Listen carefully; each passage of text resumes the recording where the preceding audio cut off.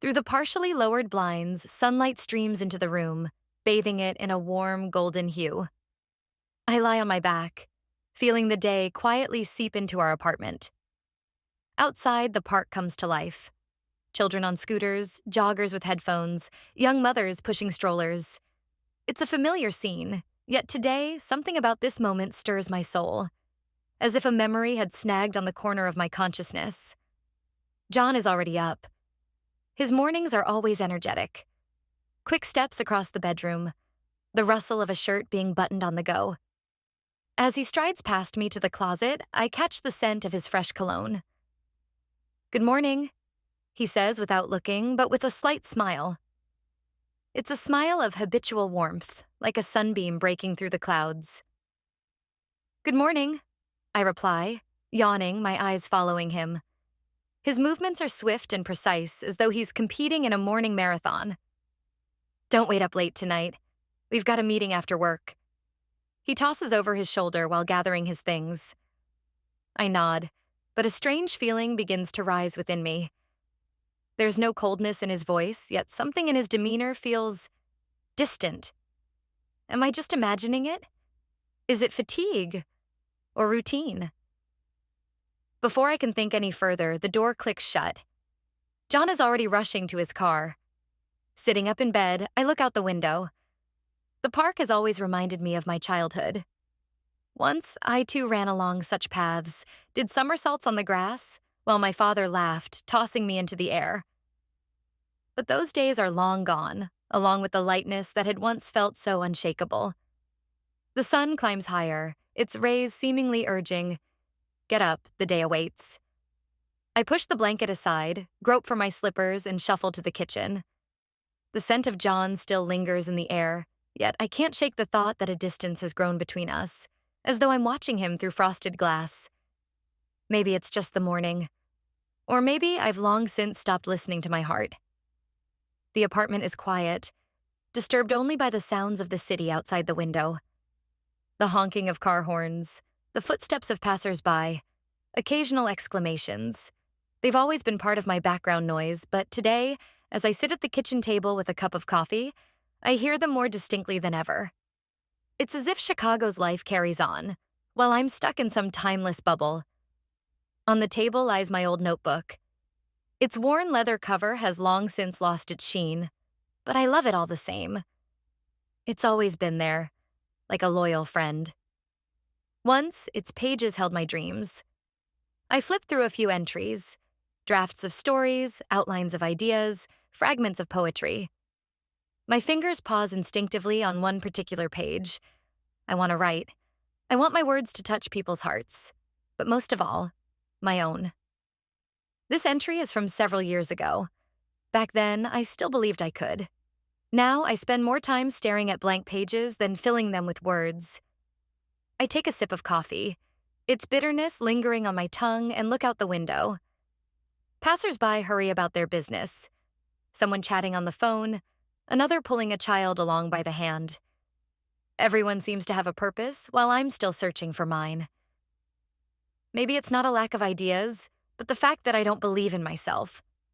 The thought flickers. I pull the notebook closer, pick up a pen, but the words don't come.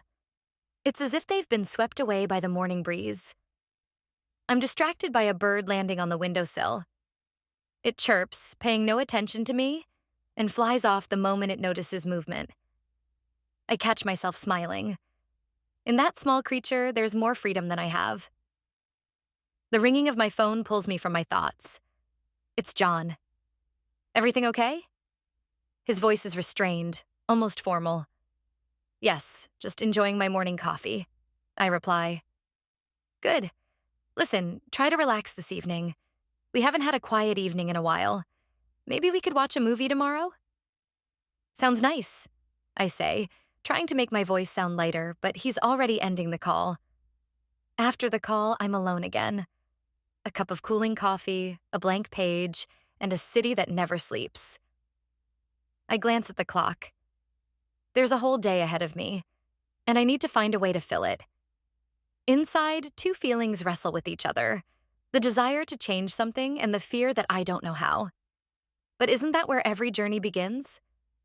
The kitchen is filled with the aroma of herb-crusted chicken mingled with the scent of freshly baked rolls from the oven. I glance at the clock. It's almost 8. John should have been home by now, but all I hear is the faint hum of the refrigerator and the muffled sounds of traffic outside. Miles is the first to appear. His steps are unhurried, like those of a teenager still getting accustomed to the measured pace of adult responsibility. He sits at the table and casually tosses his phone next to his plate. Did you know we'll be sent on internships next year? His voice brims with enthusiasm, his eyes shining. I'm thinking of choosing architecture, or maybe something related to urban planning. That's wonderful, Miles, I say with a smile, trying to encourage him. Architecture is amazing. It's an art that leaves a lasting mark on the world. He nods, pleased, and begins poking at the salad on his plate. It warms my heart to see him so engaged. The door slams and John finally arrives. His face looks tired, his tie slightly loosened, and his eyes carry a hint of worry. He kisses me on the cheek, tosses his coat onto a chair, and sits down across from Miles. Sorry for being late. It's been a crazy day, he says, rubbing his face with one hand. What's for dinner? Herbed chicken and your favorite rolls, I reply, pouring water into the glasses. Miles starts telling John about his day, but his words don't spark the usual liveliness in his father.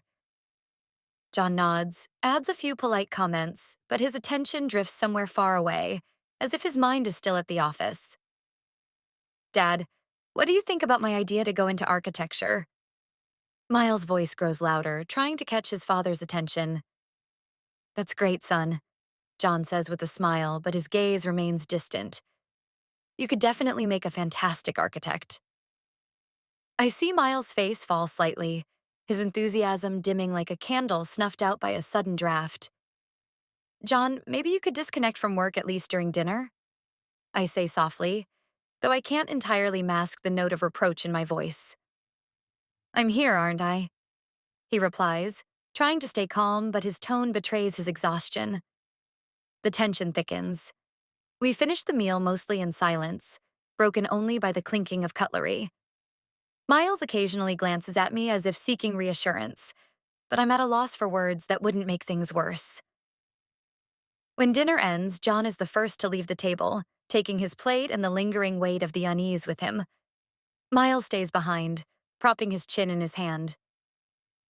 You always support me, Mom. Thanks for that, he finally says. That's my job, Miles, I reply with a smile. When he heads to his room, I'm left alone in the kitchen. Washing dishes becomes my way of coping with the heaviness of my thoughts.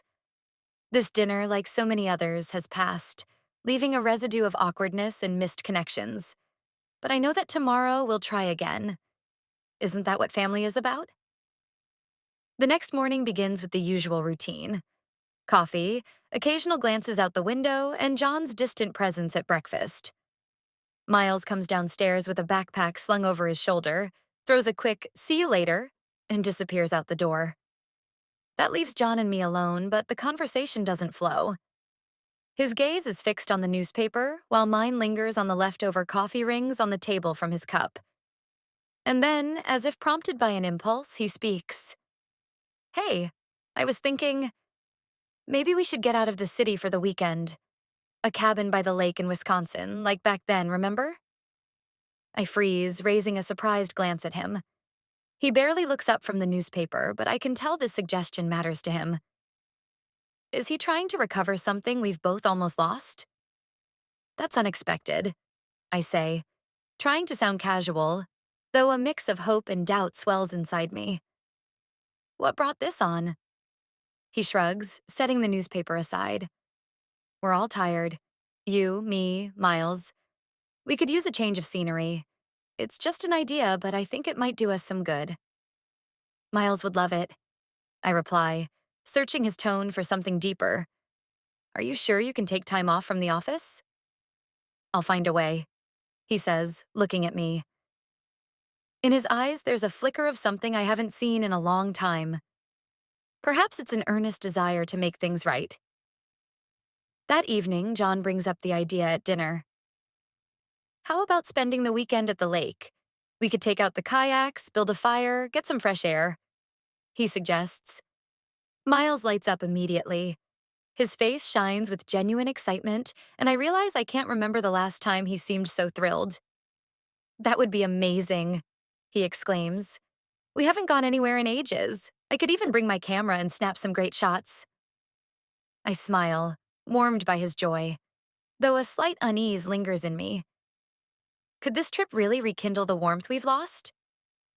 I'm in, I say, trying to sound genuine. John offers a small smile. It's not the wide, carefree grin he used to flash when I agreed to something, but it's there. For now, that's enough. When dinner ends and everyone retreats to their rooms, I start packing for the trip. A flurry of thoughts swirls in my mind. The lake, the outdoors, the quiet. They all promise a break, a breath of fresh air. But will a weekend be enough to help us find our way back to each other? I don't know, but maybe it's worth a try. Early on Saturday morning, we load our things into the trunk. Surprisingly, John isn't frowning. In fact, he's helping Miles secure his camera. Their brief conversation about lenses and angles sounds so natural that, standing by the car with my cup of coffee, I feel something akin to peace for the first time in a long while. Miles climbs into the back seat, immediately putting on his headphones, but after a minute, he pulls one earbud out. Mom, do you have a playlist? Something for the road? He asks, smiling. Me? I laugh lightly. I'm your mom, Miles. My playlist is probably classical music and maybe a couple of songs from the 90s. That's not so bad, he says with a faint grin. What about you, Dad? John raises an eyebrow as he adjusts the mirrors. I trust your mom's choice, he says with a slight smirk. Miles grimaces but agrees to play something neutral. The soft sound of acoustic guitar fills the car, and we pull out of the driveway. The sun is just rising, its light spilling over the streets, streaming between the skyscrapers, and glinting off car windows. As we leave the urban sprawl behind and enter the countryside, the air grows fresher and the sky seems wider. The road ahead stretches straight, like a line to the horizon. Miles takes off his headphones and starts talking about his plans for the future. How he wants to not only study architecture but design buildings that integrate seamlessly with nature, like the cabin by the lake. You used to love writing, Mom, he says suddenly, turning toward me. Why did you stop? The question catches me off guard. It's simple, yet there's something more in his tone. Not just curiosity, but a desire to understand me better. I start, but my words trail off as I search for the right ones. Life happened. At some point, other responsibilities took over. Career, family. You put dreams aside thinking you'll come back to them later. Then you realize too much time has passed. But it's never too late to come back, right? Miles looks at me with genuine interest.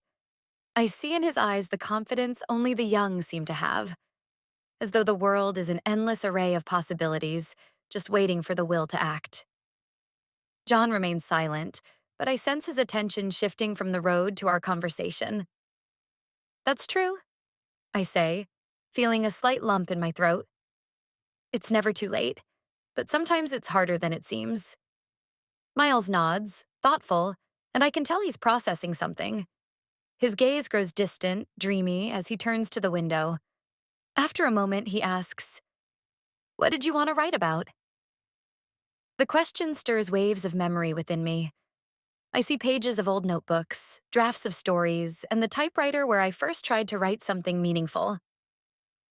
People, I reply, about how they search for themselves, find and lose their way, about what makes us real.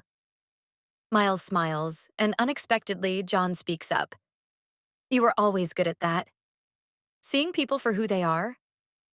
I turn to him, surprised by the admission. It's not exactly praise, but his words carry a sincerity that feels genuine, as though he's recalling a time when I still wrote. His gaze meets mine for a brief moment, and I see honesty there. The rest of the drive passes in tranquility. We discuss plans for the weekend: kayaking, a campfire, walks in the woods. Miles suggests capturing not just the scenery, but also us on his camera, saying, "We all need to be part of the story." John nods, supporting the idea, and I catch myself feeling hopeful for the first time in a long while. Maybe this trip really is the beginning of something new. We arrive at the lake cabin with the sun high in the sky. Its light reflects off the water, making the surface dazzlingly bright. The cabin is surrounded by tall pines, their needles casting a dappled pattern of light and shadow on the grass. As we unload the car, I feel something inside me shift. Maybe it's the fresh air, or maybe it's the chance to start anew. The lakeside cabin greets us with the scent of wood, freshness, and a gentle coolness. Its light facade seems to blend seamlessly with the surrounding landscape. The tall pines casting long shadows on the grass, and the shimmering water reflecting the sunlight, making the scene look like a postcard from the past. Miles is the first to run inside, his voice echoing through the rooms. He flings open every door, peers through the windows as though trying to memorize every corner. John and I enter more slowly, taking in the forest air drifting through the open windows. The cabin feels spacious yet cozy. Wooden beams line the ceiling. A stone fireplace stands at the center of the living room, and large windows frame a perfect view of the lake. "This is even better than I remember," John says as he walks further into the house. His voice is softer than usual, as though the serene surroundings are tempering him. Miles, unable to resist, grabs his camera and darts outside. I hear the shutter clicking as he captures the pines, the water, and probably everything else that catches his eye. I set the bags down near the door and step onto the terrace. A breeze carries the scent of water, and I suddenly feel how much I've been longing for this simplicity. Amazing, isn't it? John appears beside me, his hands resting on the wooden railing. He gazes at the lake with a strange expression, as if he's trying to remember something important. "Yes," I reply softly, feeling that any extra word might shatter the quiet moment. Soon Miles returns, his excitement bubbling over. "There are kayaks. Can we use them? Please?" "Of course we can," John replies, his tone filled with genuine pleasure at Miles's enthusiasm. We quickly change into more suitable clothing and carry the kayaks down to the water. Miles sets off first, his movements swift and confident. I try to keep up, though I feel the paddle shaking in my hands. John lags behind, but the air is filled with laughter as we shout to one another across the water. "Mom, try paddling harder," Miles teases, his voice carrying over the rippling lake. "Don't teach your mother," I laugh back. At one point, Miles gets carried away with his speed, and a wave tips his kayak over. His laughter is contagious as he surfaces, shaking water off his face. John instantly paddles toward him, but Miles is already attempting to climb back on himself. I'm fine. He waves off, grinning. "That was awesome. Can someone take a picture of me?" We return to the cabin by evening, tired but content. Miles keeps cracking jokes about his heroic dive, and I catch myself realizing how long it's been since I've seen John so at ease. He smiles more often now. His movements seem lighter, and in his eyes I glimpse something that reminds me of the early days when we were just starting out together. As I prepare dinner, John and Miles light a fire in the yard. Their conversation drifts through the window. They're discussing ways to improve photography, debating the best angles. I watch them, my heart filling with a strange mixture of warmth and sadness. This place truly seems to be bringing us closer. When the sun sets and the sky turns soft shades of pink and orange, I step out onto the terrace and see Miles with his camera again. He turns to me. "Let's take a family photo. It should go in the album." I nod, and we gather around the fire, surrounded by its glow and the sounds of the night. For a moment, I forget everything beyond this instant. And in this quiet togetherness, I realize that maybe, just maybe, this place really can help us reclaim what we've been losing for so long. The campfire crackles, casting warm flickers of light on our faces. We sit in a circle, wrapped in blankets, surrounded by the scent of smoke, pine, and damp earth. Above us, the stars shine brilliantly, as if someone had scattered sparkling diamonds across black velvet. There's something primal, calming about this moment. It feels as though we're not just in nature, but part of something far greater than ourselves. Do you remember that time we came here?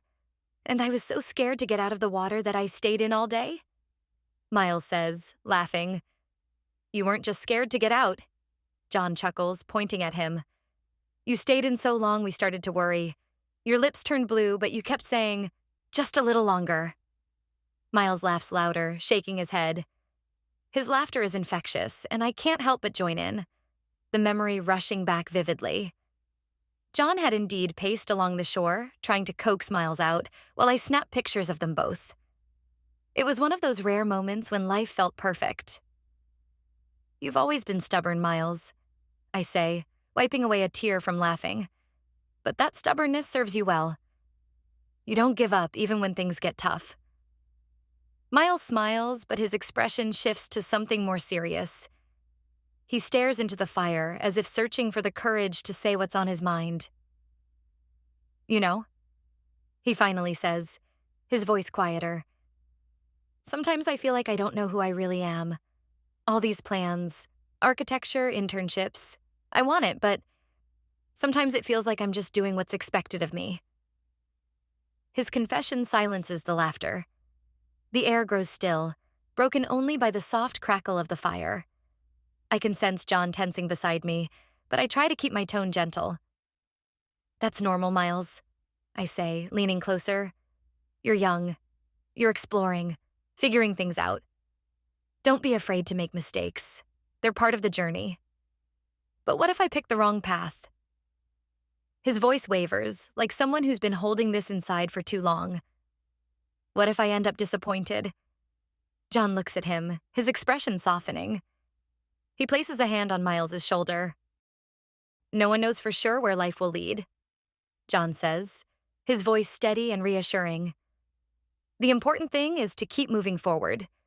If something doesn't work out, you can always start over. The key is to be honest with yourself. Hearing John say this surprises me. He doesn't often speak like this, and there's a rare sincerity in his tone. Miles nods, though I can see he's still processing the words. What about you? Miles suddenly asks, lifting his gaze to me. Did you ever have doubts like that? For a moment, I'm silent. All my insecurities, fears, and abandoned dreams surface in my mind, but I try not to let it show. Of course I did, I say, smiling gently. Everyone has doubts. What matters is what you do with them. Sometimes you have to take a risk. Sometimes you have to allow yourself to fail. But most of all, you can't forget who you are. Miles looks at me intently, then leans back against a tree trunk. Thanks, he says quietly, his voice warmer now. In that moment, I see just how much he's grown. He's no longer the boy who was afraid to leave the water. He's becoming an adult, still searching for himself, but with the strength I recognize. Perhaps he reminds me of myself in those early days when I dreamed of writing, but was too afraid to take the leap. We sit by the fire, talking about the past and the future. Sometimes we laugh, sometimes we fall silent. But in that silence, there's no tension. Instead, it feels comforting, like the gentle glow of the fire warming us from within. The house, bathed in soft moonlight, feels wrapped in a blanket of stillness. The fire in the hearth has gone out, and the only sound breaking the calm is the whisper of the wind outside the window. I walk through the hallway, checking that the windows and doors are securely shut. John is already asleep, his steady breathing audible from the bedroom. There's something peaceful yet oddly unsettling about the quiet of this moment. As I pass by Miles' room, I notice his door is slightly ajar. A dim light spills out into the hallway. My first instinct is to peek in and wish him good night. Gently, I push the door open and step inside. Miles is sitting on the bed, his back to me. At the sound of the door creaking, he quickly turns around, his eyes wide with surprise. He moves abruptly, grabbing the blanket and pulling it around himself as though shielding something. Sorry, I didn't mean to startle you. I say softly, trying to keep my tone calm. I just wanted to say goodnight. It's fine. He replies abruptly, his voice curt and tense. I was just thinking before bed. His reaction feels off. This isn't the Miles who usually shares his thoughts so easily. His gaze flits away from mine, avoiding eye contact, and I can't shake the feeling that something is wrong. Perhaps it's personal, something he isn't ready to share. I decide not to push him. All right, if you need anything, I'm here, I say, keeping my tone light and encouraging. He nods but still doesn't meet my eyes. Quietly, I step out and close the door behind me, a strange unease settling in my chest. The moment lingers like a splinter under the skin. What startled him so much? What is he hiding? Back in the bedroom, I try to fall asleep, but my thoughts keep circling back to Miles. The image of his startled expression, his quick, defensive movements, plays over and over in my mind. I wonder what could have unsettled him so deeply, but I resolve to give him his space. It's his right, his personal boundary. Still, a faint worry lingers within me. This incident is a stark reminder of how delicate trust can be, something we work so hard to build and so easily risk breaking. All I can do is hope that when he's ready, he'll feel safe enough to share. The next morning, the sun is already brightly illuminating the house when I wake up. The air is filled with the aroma of freshly brewed coffee, which someone has already managed to prepare. I hear the voices of John and Miles coming from the kitchen. Their conversation carries a light, casual tone, which somewhat soothes me after yesterday's strange episode. When I step outside, Miles is sitting at the edge of the pier, looking out at the lake. His back is hunched, elbows resting on his knees, and his head bowed down. John isn't around. He's gone to the nearest town to pick up some groceries. I decide to approach Miles, sensing that now might be the right moment for a conversation. Good morning, I say, sitting down next to him. The planks of the pier sway slightly beneath us. Morning, he replies, not taking his eyes off the water. A silence lingers between us, but I'm in no rush to break it. Yesterday's incident still gnaws at me, and I feel the need to at least try to understand what happened. Miles, if you're upset about me walking in unannounced yesterday, I'm sorry. I didn't mean to intrude. I begin cautiously. He turns to look at me, but there's no anger or resentment in his eyes. Instead, they reflect a sort of confusion. No, Mom, it's fine. It's just... He trails off, as though thinking about how to put his thoughts into words. It's just that I sometimes feel...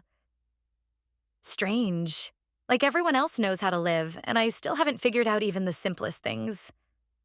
I look at him, waiting for him to continue.